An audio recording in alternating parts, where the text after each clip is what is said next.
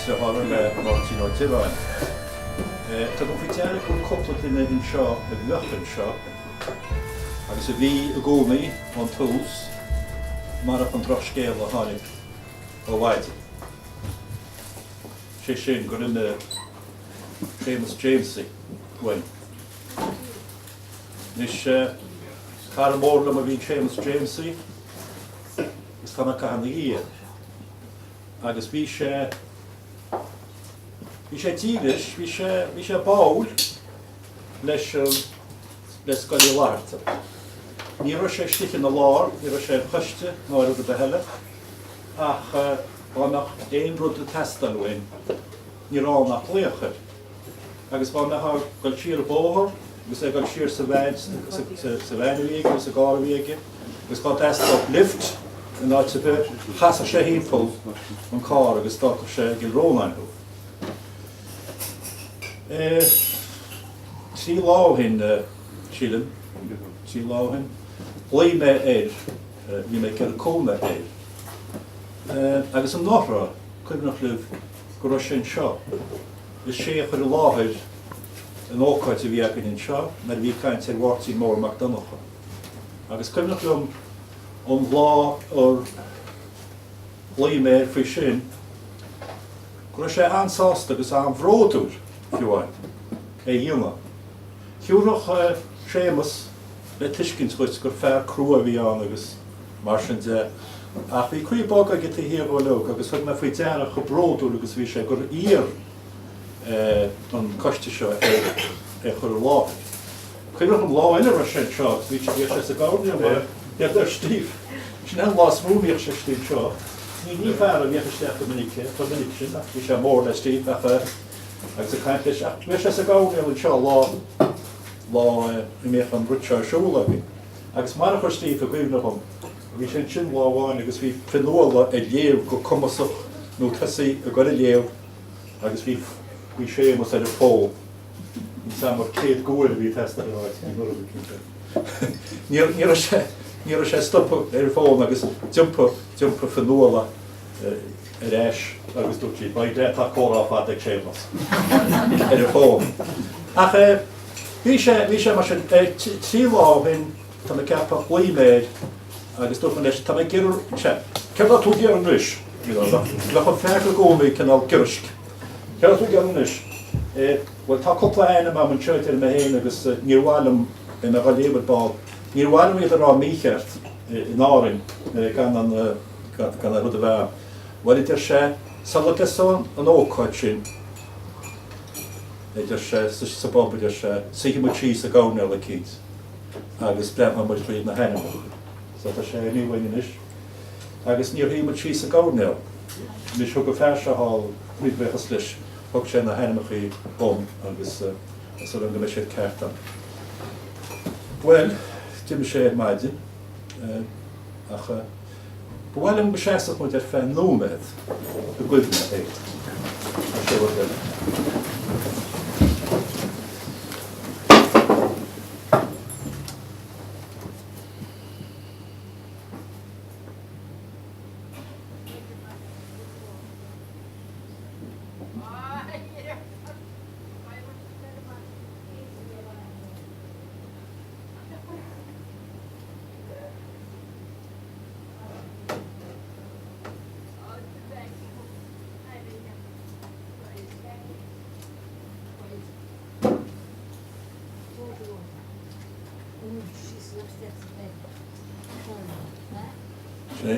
Sné.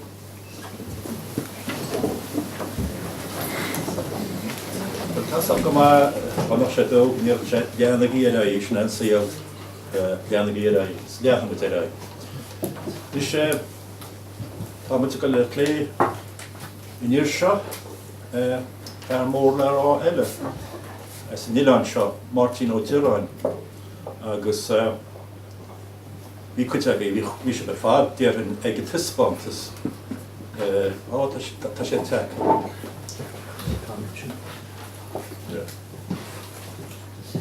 Dat is het tak. Vi moeten raar bhí muid rá bheith bhí muid rá go méide nach meise an seo maríall le bás éimeis. Agus tá muid rééis cuimnachána dhéana agus nóméid ómas heascailhna le hí nóméid ómas go. So sin é. A charéchaí bhí chud is bhí sé ar fátíar ag an tispáilta san é bhí an spéisiú agus bhí sé spéisiú an tispáilta sin. Agus bhí sé tíonta go má freisin sí sífra chu le chéile agus a cóirde agus bhí sé tíonta go hálínta agus go profisiúnta agus go breá chu le bhealach. Tá mé ceapú go rá, feiceann go rá. Agus bhí scéalta go thart. Nis tá sífra a gail caint faoi bhaanta Mháirtín agus an tainimetá seo anam cáú le eile is stair na héireann Aiken. Bhuaile sib ar fad tásúlam caint Frank Aiken. Sé Frank bhí ceannas an IRA sa go carga le na marí díobh lynch tháinig sé ceannas agus bhí sé go má. Agus an sin tháinig an ceasefire agus mar sin déanú cíochtna go carga. Agus ina dhíos sin bhí sé na éide agus bhí sé na éide an bhá. Agus ní bháin go náisiúntaach go héitú náisiúnta freisin, is dóm héin a méid taide a hintan faoin ó beagán. Bhí sé an bhathe séasa le neódrocht na héireann, neutrality na héireann, agus bhí duine go bhgéinteach chum an seo go baint ag leis an ginseocht freisin, bhile is censorship le líne choga, mar bhí sé na éire cosanta agus is dócha go sé chaisiid le cuaramach mar bhí sé neódroch agus runí sé rud ceart is dóm héin. Bhí sé neódroch. Bhí sé na éire cosanta is stealaíon ruda an fear bhí ceannas ar an IRA ar na terrorist seo, na irregulars seo. Sé bliana na hí go sé na éire cosanta. Ní leon stair chuide na daoine níos déan nach féad fiáir a chuirt ar an IRA i dtíos go teó. Hí na siad. Réchaí tá sífra in seo agus tá máthair in seo ceáilte rút a freisin. Agus is cuimhannathe Frank Aiken ar bhí sí óg, beg, fuair sé síolfada bhí sé 85 nach 85 na fuair sé bás. Réchaí ní faoi Frank Aiken é seo agus ní faoi sífra Aiken é seo a chaid. Sífra is ar nó scóide ógaí scoláiste na hoscoile gaiile agus tá an ómas aici sílim go áanta Mháirtín Dhireáin agus níorthaim sin níos mó tear níos agus Gur bhí mátí hosta agus mé chuir láthir bhilm bhhéchas a gáil leis an gcuiste agus speisialta le Kathleen agus le Taistas chuirthart gom agus as a bhéile agrú. Agus ina hananta sin bháilm a bhíchas a gáil le meá fiontracha agus barbran seo chur an tuispontas ar siúil agus a chur golóir áisní ar fáil gomnar bhí me go an taide sa má an bhuiach den chuiste agus de bheá fiontracha. Cé gur féile na bhlathirteach atá ceúra tá sé trethúil go nánach muid scrínar eile san Uaillán seo sé sin Máirtín Ó Direáin. Agus go divan bhí an Dhireáin go scríomh mór an ag an am céine le Liam agus Tomás ó Flaharta. Cailú an Dhireánach nó fila Árann mar thugtaí air I mí Máirtín a bliana 988 agus mar sin tá de denna cumóir air im bliana 3 blian in díomháis. Marall sin agus marall gur blian na gaige tá an uormsa tuisbanta sa réiteachiste san ollscoil. Agus bhí is deisínta go bhí an Súil Siar is dói ar Máirtín Ó Direáin.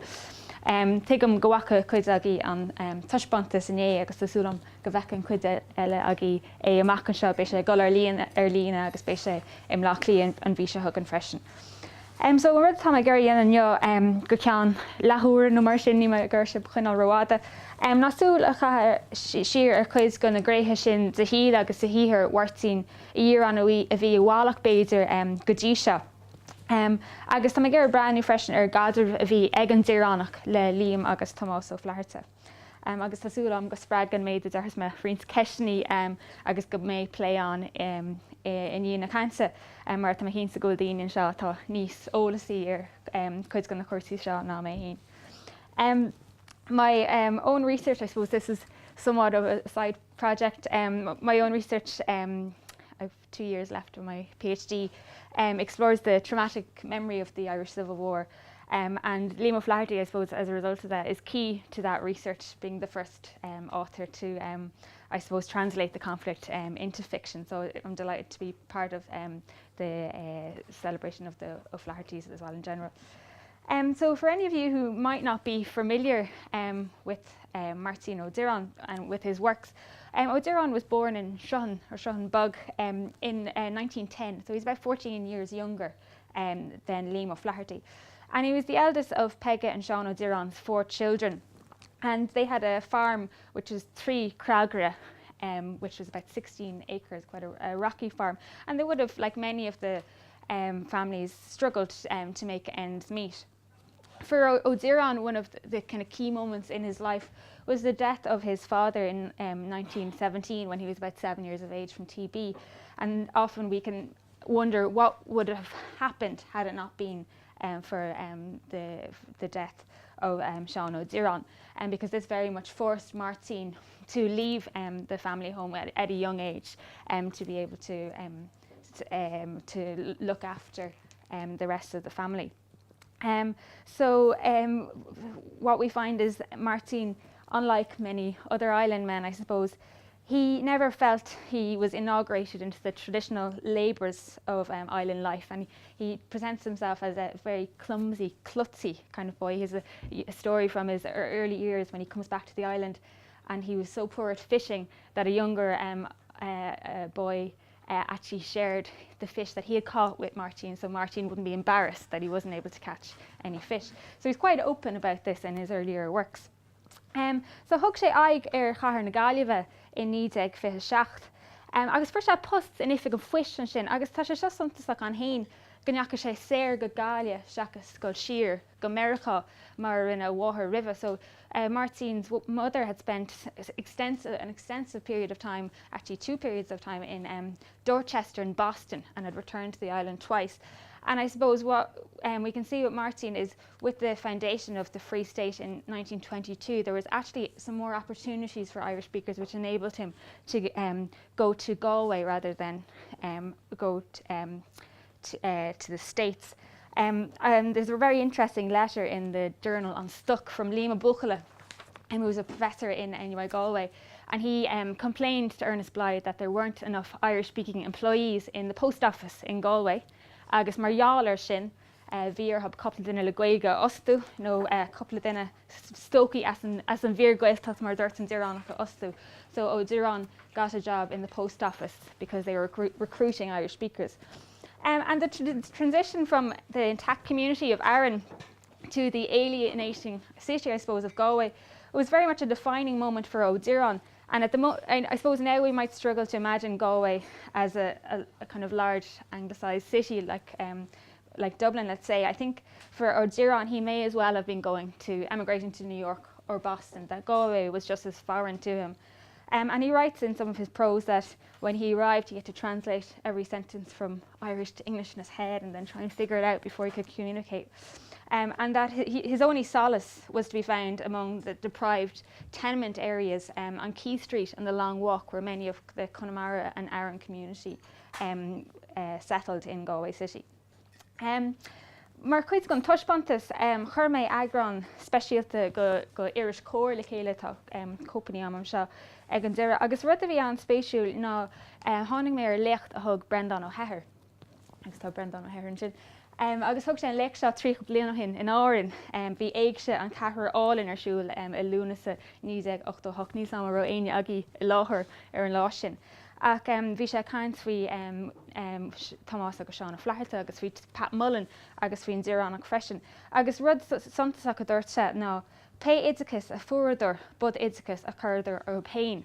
So the writers of the island, that the education they received was very much education that they got themselves, that they were self-educated to a certain extent. And I think Ó Direáin was definitely a prime example of this. Bhí sé scoláireúil sin dúirt ó Heather, he was very much a scholarly character.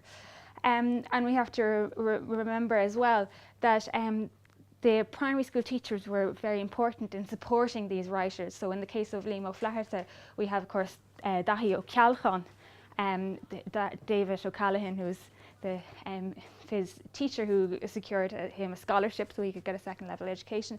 And for Máirtín Ó Direáin, Seosamh O'Flanagan was the school teacher in Súil Siar, who secured Ó Direáin the job in the post office. And when Ó Direáin went to Galway, interestingly enough, he started writing in English first of all. And maybe if we look at Pat Mullen wrote in English, the Flahertys were English and Irish, mostly in English. Ó Direáin, of course, is an Irish language poet. And I think it was actually Peadar O'Donnell's novel, The Islanders, that inspired him. He saw this in a shop in Galway and thought, well, if Peadar O'Donnell can write a novel on the Islanders, why can't I?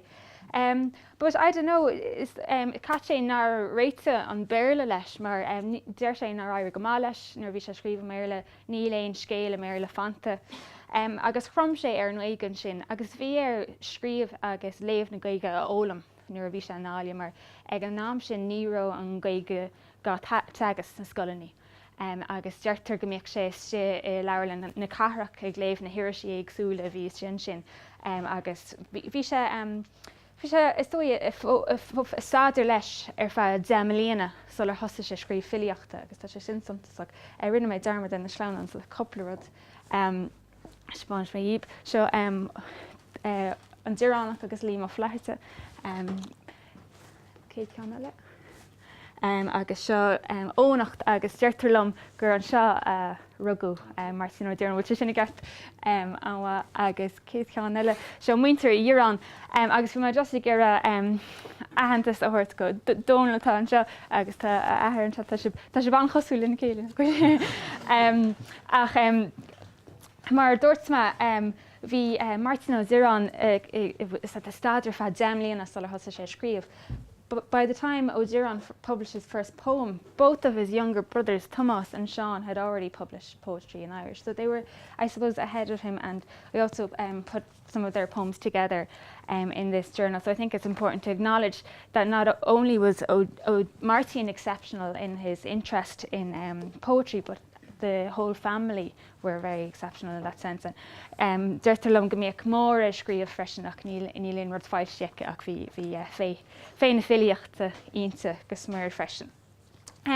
So in many ways, Ó Direáin is one of the most well-known Irish language poets, and his work is on both the junior cert, leaving cert syllabus for years. Has everyone studied Ó Direáin at school?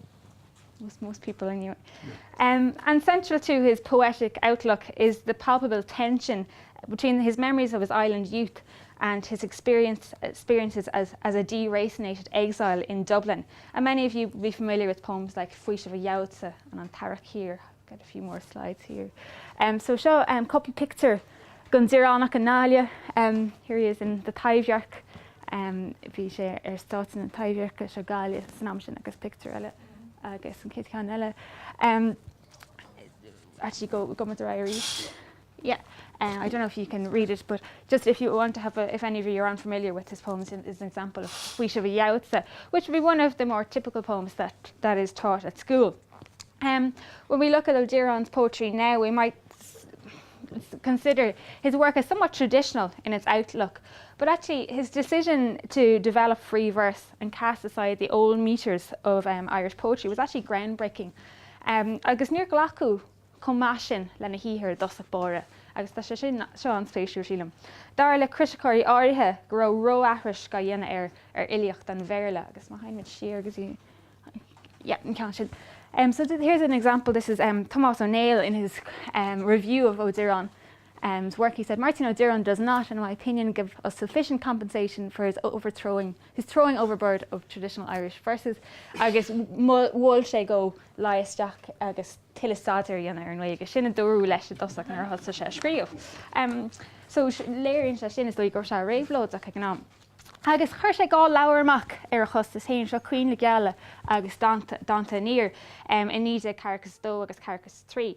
Agus bhí ar 8 bunt a íoc lihí Cuoin le Geala a chur amach.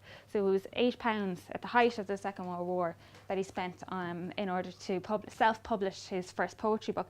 And that was 2 weeks' salary. So, you know, it was a significant investment. And in many ways, this determination is what drove Ó Direáin to produce 8 volumes of poetry between 1942 and 1978. And in addition to be recognised on the school syllabus, he was honoured with numerous national and international awards, such as the Art Council Award, the Butler Prize for Irish American Cultural Institute, the Oireachtas Award. He was a member of the East Dána, and he notably received the Ossian Prize for Poetry from the Von Stein Institute in '77. And this was actually one of the most significant awards presented to an Irish literary figure since Samuel Beckett received the Nobel Prize in '69. So it just gives a sense of the significance of Ó Direáin, and he's often regarded as the father of modern Irish poetry to break from the traditional metres.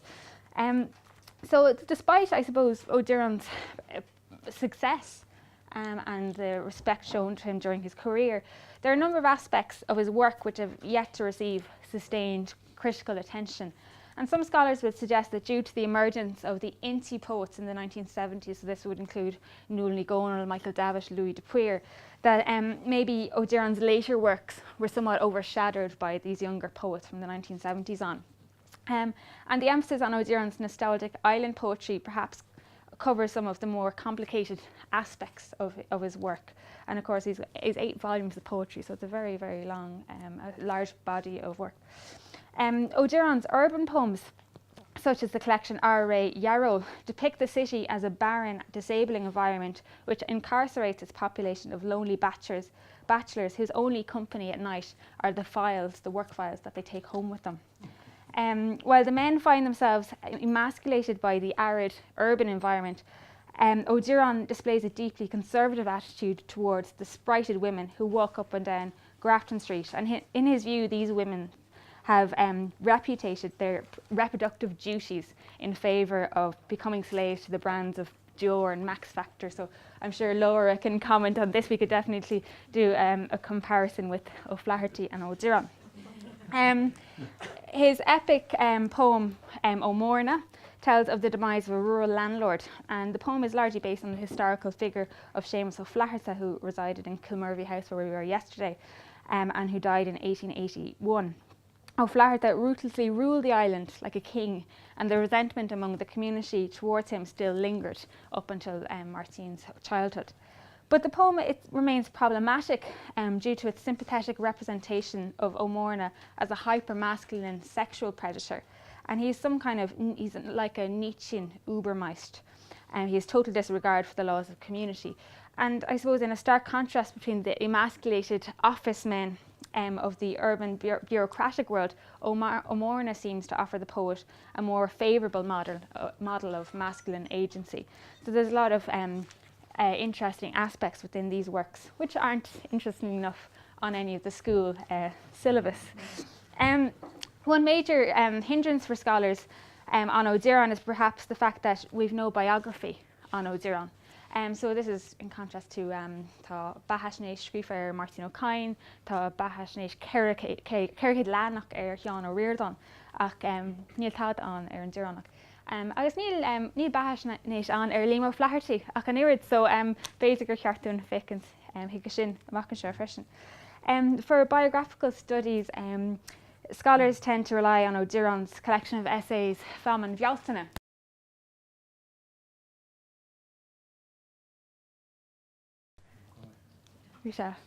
Relation Berscolle? Yeah. So Feamán Bhealtaine was published in 1961, and these actually were a collection of essays that were published originally in the Irish press, Scéile Éireann, agus bé Brendan O'Hare a bhí in agrathóir gaeilge an nuachtáin sin agus bé idir an Dhireánach na Haisí seo scríomh. But I think what we have to remember with Famine Bealtaine is that these essays were very much curated by Ó Direáin and present a certain image. And what I was doing when I was putting the exhibition together was looking at the essays, because Famine Bealtaine only has about half of the essays that were in the newspaper, looking at the essays that weren't included in Famine Bealtaine. Agus na cína dóg sé ar lár tá siad an spéisiúil cuideach tug na haisí seo mar hampla léargus níos mú ar híal na cathrach. Agus is suntasach freisin ní luann sé a bhean céile churbis na haisí seo ach luann sé í sna haisí a fágu ar lár. Tá léargus in hananta sin ar dhearcha Íorán a lena cathrach agus an mí hímras a sppraig an síl sin an. Ach ní spéisiúla ná sin béidir léiríonn na haisí a dóg sé ar lár a dheachra is bhí sé ar a hachtúáil go dtí an Ileán agus fór an bhéitá an cean eile a léirú seo ar sampla bháin seo an mblion 1957 a chuann sé síos ar turas a thug sé arás go dtí an Tileán. Agus we see that there's an increasing realisation that níl síl na cathrach ar an mína agus níl hir mar bhíoch ach an irid, that when he returns to the island, that the island is not like it was in his childhood, that the island of his poetry doesn't match the reality of the island when he returns. And he actually announced in this essay, "Bhain mé ábhar os ceann céadán as an Ileán ní dócha go mánad a huile," that he decided he wasn't going to write on the island anymore. We know, however, he did continue to write on the island throughout his life, but there was an increasing realisation that the island of his poetry was totally detached from the island itself. And I think it's interesting too that when he was coming to this kind of understanding, he actually refers to Líam Ó Fhlatharta, and he said that, you know, scríbhneoirí áirithe tá siad an sean fota a scríbe a ríis is the ríis. And he says, well, if Líam Ó Fhlatharta can do that, you know, I can too, I suppose. So it's interesting to see how they did cross paths. Ach tá difriocht huntasach idir Líam agus Tomás Ó Fhlatharta ó híomh na polítíochta de, agus tá go couple of other faoi sin inis an chud eile an fápar manúní me ggéire go meid sé roáda. Ach mar lua mé ar báil, bhí neart cosúlachtaí an idir na scríbhneoirí sin sa gcuiosca chuir siad idscas ar a péin, bégan go an Tileán na ágáil lena ní lena maithe bhaint amach. Agus bhí an tuiscint céine ach ar bhealach ar gúthláán an tíl, banan sé le cíal go mbeadh láiach leis an té bheith chias sa síl. Darnú bhí Líam Ó Fhlatharta a gcuine de bhuanaitheoirí fartí cumanach na hÉireann agus thaca sé le tíomh na peibleachta is a gogur cathartha agus daire Tomás a héin gofa le cúis an tóisiachas bhí sé an agrathóir ar the Daily Worker, the Labour Defender, agus bé an céad iriseoir a phlé Sean Beaumont leis an blean chun an téirnach a chur le chéile agus híad go bhéadach éimean níos mó rá faoi sin. Agus tá sé spéisiú freisin, I think there's a mistake in the only collection by Tom Ó Fhlatharta. It notes that Ó Direáin was highly involved in an téirnach. I think, Eamon, you can clarify that was a total typo. And I know we'll come to that. So I think Ó Direáin's politics are a lot more complicated maybe than the O'Flaherty brothers. And it's something that hasn't really been looked at yet, because if we look, I think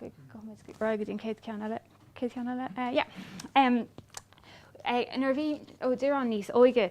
So when he went to Galway, first of all, he was actually involved in the Post Office Workers' Union, something that maybe wasn't realised. And this was a quote that he said, "Bhí sé na rúnaí ar chríomh na Galway, the cheart cumann lucht oibre an phoist." Agus chlach sé seasa sách radicach. So at the time, interestingly enough, the Post Office Workers' Union had an anti-strike clause in their constitution, meaning that they could not go on strike. And this was part of the agreement that the government would recognise the union. And as with the with the foundation of the Free State, the post office workers' wages were increasingly decreasing, and they were in quite a difficult situation. And Ó Direáin actually was quite radical in his suggestion that they removed this anti-strike clause from their constitution, which would mean that they would be no longer recognised by the government. His suggestion was not taken up, but it led to much debate. But it did show that he was willing to break with I suppose the nósanna an chumann. And just in terms of Ó Direáin himself, nuair bhí sé gobbarán, fuair sé 5 scilling déag an aine seachtaine, nuair bhí sé gobbar in Áile. Agus sin hartar €5 is lá an Johan. Ach bhí 10 scilling a chur bháile ag bháthair gach seachtain freisin. So ní mór an airgus ag churbe.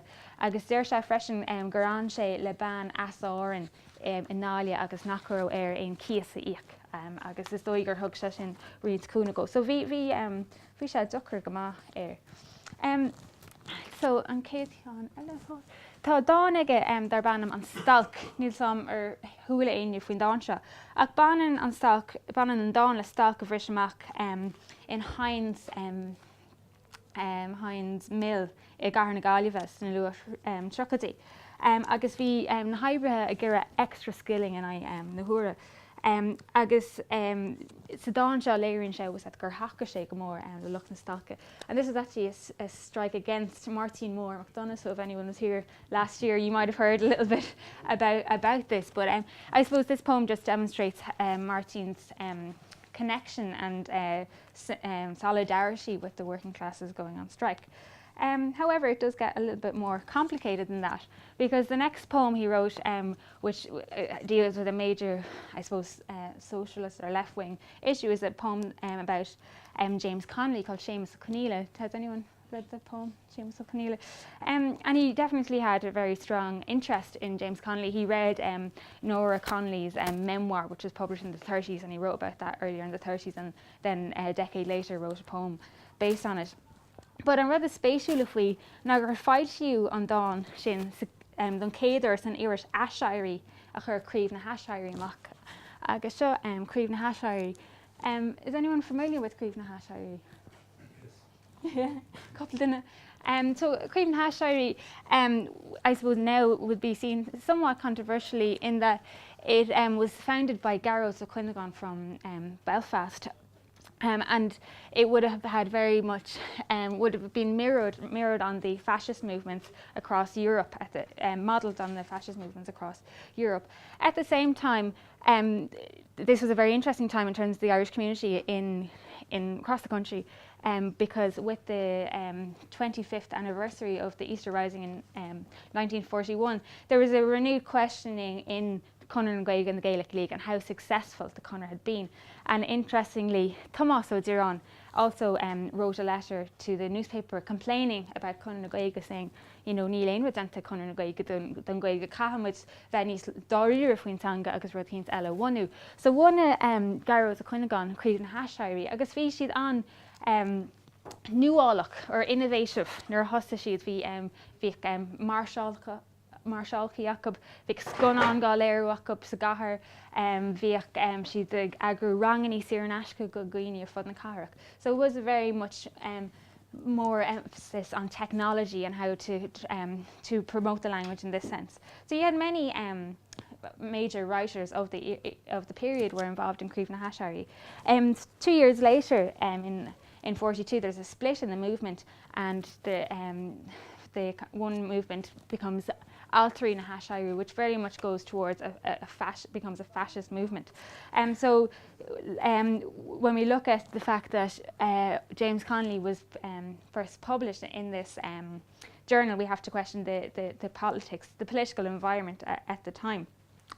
We don't know exactly where Ó Direáin's interest was. He didn't stay with críomh na haisairí, so we can't say that he was involved in fascism necessarily, but we have to understand that these were the circles he was moving in Dublin at the time, and it definitely plays out in some of his poetry. Dar le Thomas Mac Simón a bhí carsúil leis an Dhireánach nach dóí leis go méid an Dhireánach páirteach go brach in lúiseacht folatúil agus gur béhí an dar riúr nach fína fálach radacach gon tan déanamh. So I don't know, céir a deach sib an sin.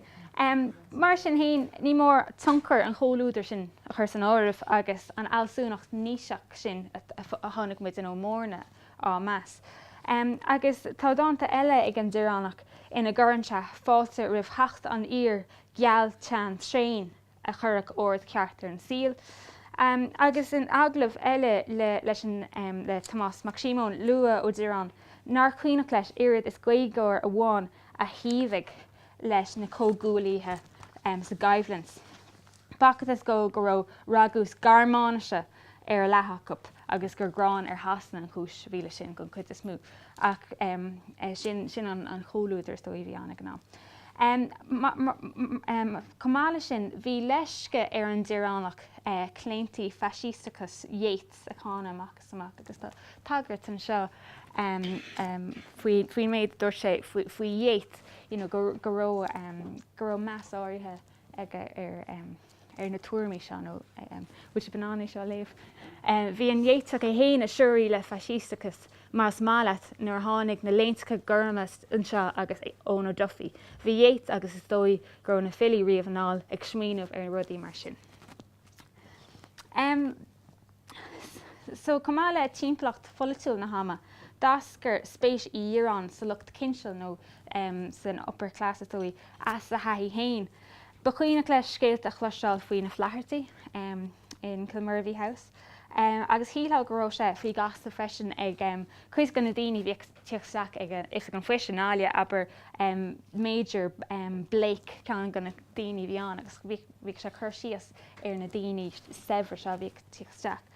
Ach comála sin rud tá fíor spéisiú ná go raibh an Dhireánach ina bhúntar gaige i srá i club go leis i club Rád Kildare. Bhfuil is a géine chu sin the Kildare Street Club im Lochlia. So a rud a bhí an ná cinál cean áras gon cínsleacht Angla éireannach, so the kind of Anglo-Irish, the headquarters was of the Anglo-Irish ascendancy, had their kind of headquarters. Agus bé ó Direáin an tain múntar gaige riamh a bhíiste ag obair stian sin. Agus tá as a scríbhfeige marall ar an taithí bhíige agus é plé leis na daoine sin. Agus an rud atá spéisiú ná gur uirt sé gur an áit bio le cin finne gan finne. Agus chuann sé síos ar ó mórna freisin sa dáin sin mar chean finne gan finne. So is cinnta go bhfuil gur sé tarings ar an taithí bhí ag a héin leis na daoine seo nuair bhí an dáin ó mórna go scríbh ag béidir gur ó mórna bunaí chuid áirithe ar na daoine a bhíiste i club Rád Kildare. Is féidir rád a bhrí sin gur spreag teagháil i Dhireáin leis an lucht cinseal an bá a bhí aige lo.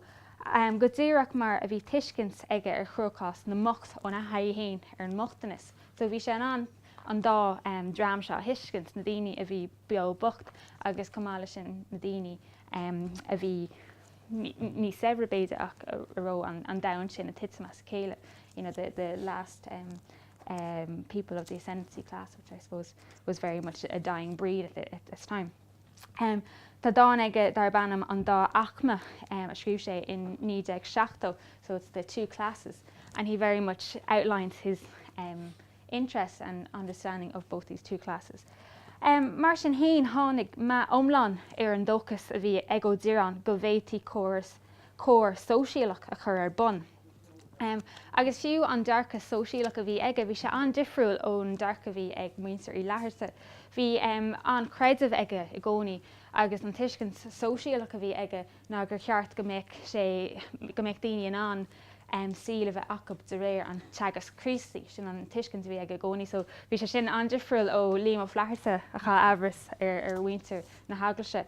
Agus comála sin bhí sé i gcuine mar dúir sé chorus málaithe an Cumanachais. So he was very much opposed to the chorus Cumanach, the communist ideal, even though he did he would have been in the same circles as, interestingly, Tomás Ó Flaherty. When Tomás Ó Flaherty came back from the States, he would have met Ó Direáin on a number of occasions in Dublin. So, le críocha chuir le seo stoi, Branhamid dán a scríb sé in 1966, agus tá sé seo an-difriúil ón dán a scríb sé faoin stalc ináile, agus stalcan an teitiltá seo. An mithid deire an focail máiste is an ní sin féin a ógurt fáin. As meabhar na bhar, cad a bálinn don drám fasta, má tá gach seán comáileo. Okay? An bhuilead na seán ré chun dul sa dílit. Cínsach a ggóil an ach is mórtaháil agus cóthir ceiste. So what he's saying here as an observer of strikes is saying, is every seán as good as the leader? Will na seán, or the seán, I suppose, the ordinary man, is the seán ready to go into the dílit, the saddle, and take control? So it's a total questioning here of whether the working class, whether they are capable of ruling if they were to rise above.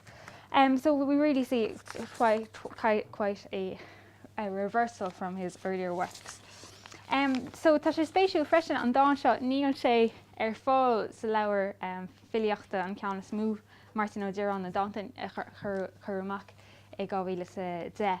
Tá sé spéisiúil gur ág an teagrathóir an ceann seo ar lár, mar dói go bhfuil sé níos casta bhéidir ná mar a hílann muid. Ach léiríonn an dá seo gur mór idir an gur bug mimín atá ag an rachra seo a slach na stalca, agus gur mór idir an mion sinicúil seo agus an spirit a bhí sa bharóg san ag trícadí a bhí sásta goil sa mar na bhuiil le cearta in an áibrithe puisteáint amach. So there's a huge contrast between the kind of cynical attitude in the later work and his idealism, I suppose, in his earlier poetry. So I suppose this spragging an méid seo go leor ceistení, and maybe we can continue with the discussion. But in this context, how exceptional or how radical were Tomás and Liam Ó Flaherty in terms of their politics? Would Ó Direáin perhaps be more typical of his time, I suppose, with his I suppose his idealism, which over his life decreases step by step. So I suppose the question is, how do they relate to each other, coming from such similar backgrounds, and how do their politics differ? So, gur míle maith agaibh agus bhrálam tá me ceisní agaibh faoin innovation.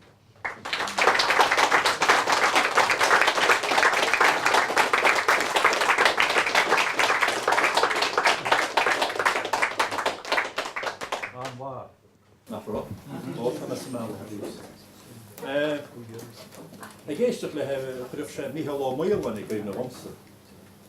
Bhí Mícheál ag bhí chéanna fearr má ar an bhá na rinne leor aidreach fear an ómas ag gnáag le seirnú agus bhí go ag gnáag fan Mícheáinte dúnach bhuiiste seaachna séile bheith.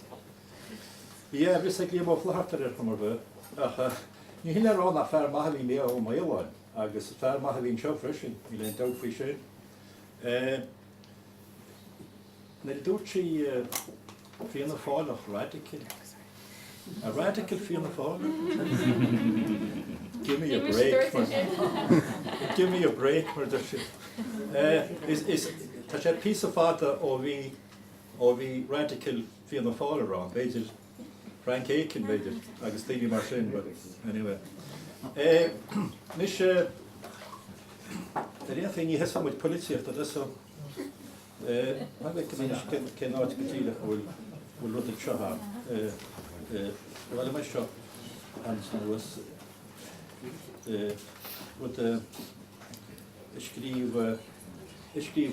scríb Brendan Ó Heir a hála gúil me ceangal dá cheamh le chéile Brendan Ó Heir wrote is tá sé mailge. Nis Máirtín féice chuaigh a go sin sin cóch na fe. agus cóg mis freisin. So táach í nis céas a dána an bhid Is ó hí bháthar a se. No, I'm Máirtín Feige Cóg. Feige Cóg is Máirtín's mother. I'm a cook.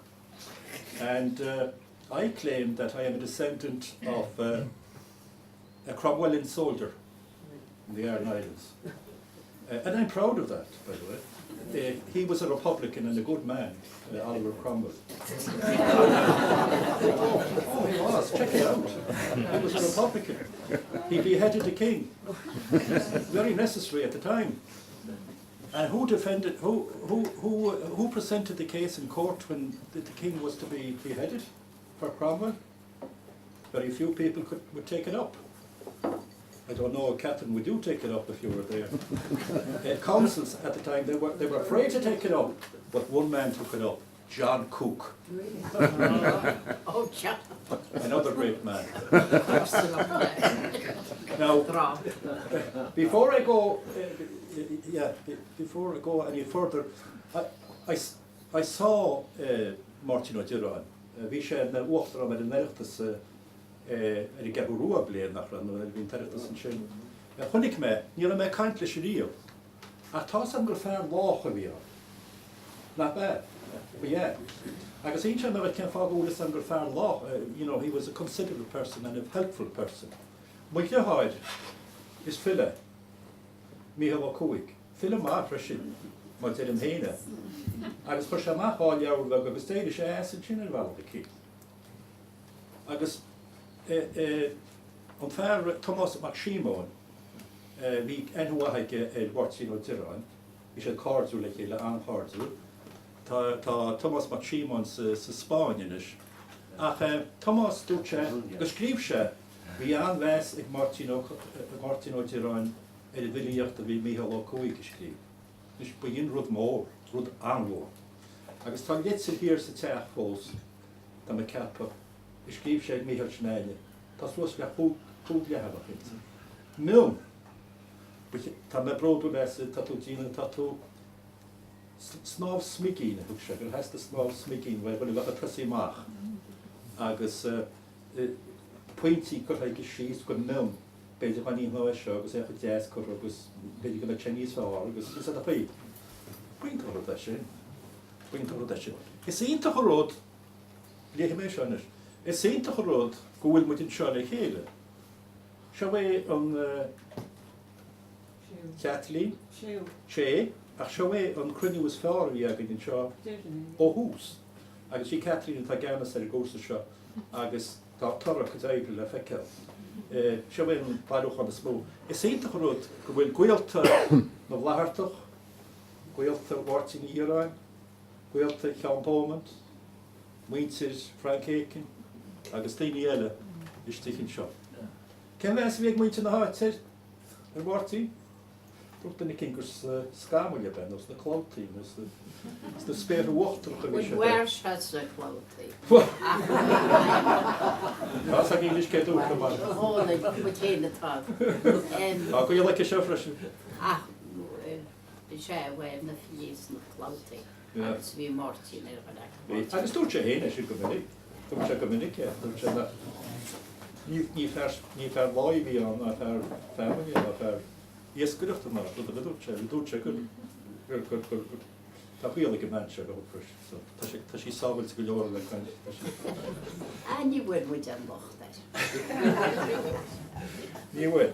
Ní sé réché na cógs, mí was mór le hop, hí fearan seach sa téad a Patchin cóg. Hanelli. Ja, agus é nóir deagin isteach, agus sé díar seo, agus bhíoh fasna gom glunne Randy de cheannach fó.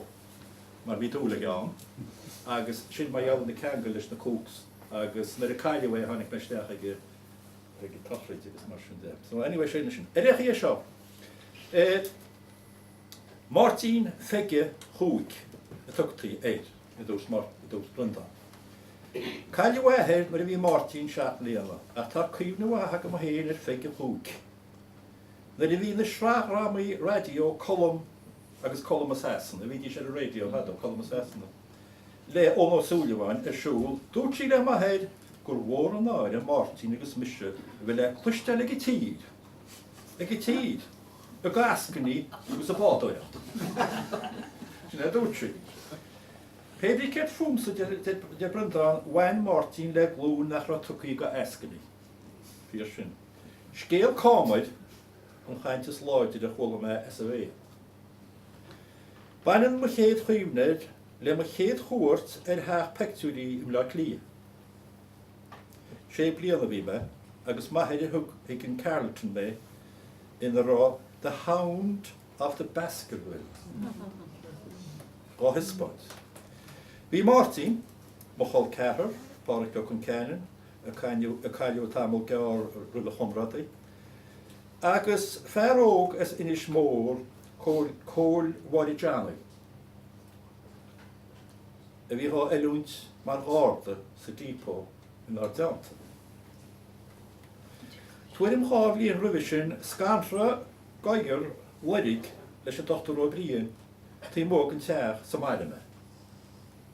Go dtíon láinniu tá líonrithe rubh a ghaid go éon bhéid. Níl bhaidir an sconán ar siúil mar il líon an cú fiochmór an Scoilas. Chum is le báinní agus chaime me hína nuas go mhiíochán bailach a chú. Níl an maith bhilm. Hesta bhfuim a bheith mó láideach. Dúirt maith bhilm a bheith socaid agus lícinn an teafúid, bhín gaiile míthe. Bhí ach nach go sé réis. Ní a fún a réana na choirí ní nach chéana. Ach rúg Máirtín na bhaclainn orm, agus chroch leis suas staide chuig go mélan me. Fuair sé té agus cochaí mílse, agus dan sin I cínteach scéalta go dánig go chuid eile amach an Betsy. What a lovely. Nach ínta, sinna bhí sé lách. Tá píisina coppla píisina ní bhah mar ráid lei seo. Dúirt brint an freisin, cén nach bhfuil le chúchhí le bóid idir na títhe in rása mar dart suas in na níos mór. Bhainamór le há ré éagsú, agus le há hiúlacht éagsú. Ní an amsa mar hompla ach scéal ar na firéide. Cé gur vinnig a chuan fear dénachtíb mac feit cheáin. Súan gur húse sé súan móige me a cána brítín vésaí hí sa gistanach. Agus gan áirtáil leidige ar a glóg a bhí na bháistir ar mo hisismóirí. Sinna mac feit cheáin nach é sinna fear a ví sa mena bhar nach é a bé. Bhí sé sa gorach. Sa gorach? Bhí sé sa gorach, mar rá. Nis, is cosúil bhfuil bhí anhéag Máirtín ag nach meach. Ach, ó sé, bhí rúd an faoi bhac feit seáin. Ní bheith sé ráid is na bhíochaim díarú. Ach, bhí rúd an faoi bhac feit seáin. Agus, ó sé bhac feit seáin. Wel, dúirt sé sin. Ní héin noch ní anna noch nach ceán na scéalta. Achtra hála gin róláin nar a tispanún chéad scomáin gan fuin. An chéad scomáin gan fuin an áru. Agus atá luite I géad úscéal líam I leharta thy neighbour's wife. Cá sé béis sin na lorg, cá hamuid é sin na lorg. Raig coitianta is scomáin na huair a bhí an, cálín cangailte go cháraigh sa bharige. An tíle tuile I techt orra. Agus an blochtáthála a má dumbra a go mó. Ina meas siúta bhí láhaid agus bríonoltaige bhí peitsín feit cheáin I chun líal. Mac feit cheáin. De sé. An fear bhí an cín sa gorach sa bhéir cáiliú le mena bhhairn blianta na dhéisisin. Báda leis go sroch a bád an bhean agus déidir sé níos sa síocháin, as a híocháin. Gur háran I nuas a Scáileán le dígris tábháil. Nis, bhí úmas go bhhac feit cheáin nach rá. Má dheal an raibh sin speg na báthú iad sílan nach be? Sa gorach. This was the man who was in the Connacht, the man of Árann. He was a brave man. In a Connacht, seemingly, very brave, but it nearly ended in tragedy as far as I heard. It was very dangerous anyway. But Robert Flaherty didn't mind as long as he got a good shot. Nish, the Callan shot, Chad,